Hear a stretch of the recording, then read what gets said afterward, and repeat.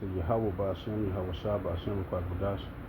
Oh man, a lot of stuff going on in the last days, man. These storms blowing up here in the United States, and you know, a lot of our people gonna get caught up in the judgment because they idol worshiping and they not right.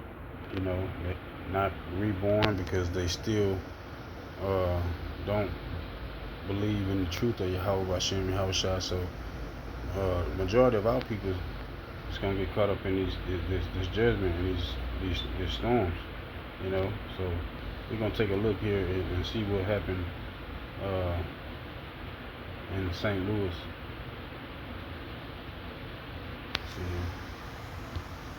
And I said, oh, we really in it. She saw the tornado come down her street and ran to the basement. Everything was like, we just popping glass. And I was so scared. The tornado opened up the roof over the very bedroom she was just sitting in.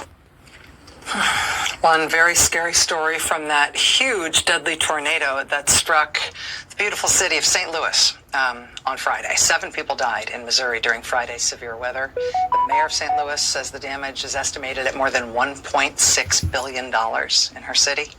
I'm sorry to say the city of St. Louis is bracing for more storms tonight. These new storms are expected to be less severe, but a lot of rain and high wind is going to be dangerous in a city that is littered with loose debris like you see here. St. Louis's mayor told MSNBC today that her city is definitely going to need federal help, including from FEMA, from the Federal Emergency Management Agency. FEMA has told St. Louis that they'll have people from the agency, they'll have assessors on the ground in a couple of days, by Wednesday.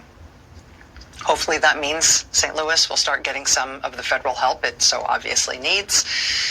But what's looming over this is, of course, that FEMA may not be at their best right now. Earlier this month, the acting head of FEMA was fired and then immediately escorted out of the agency's headquarters for daring to say that the agency he was tasked with running should exist. He was asked at a congressional hearing about Trump's desire to... Okay, so let's just go ahead and go to a scripture right quick in Ezekiel. We're going to go to Ezekiel chapter 7, and we're going to start at 7 and 14. It says, they have blown the trumpet even to make all ready, but none goeth to the battle. For my wrath is upon all the multitude thereof. The sword is without, and the pestilence, and the famine within.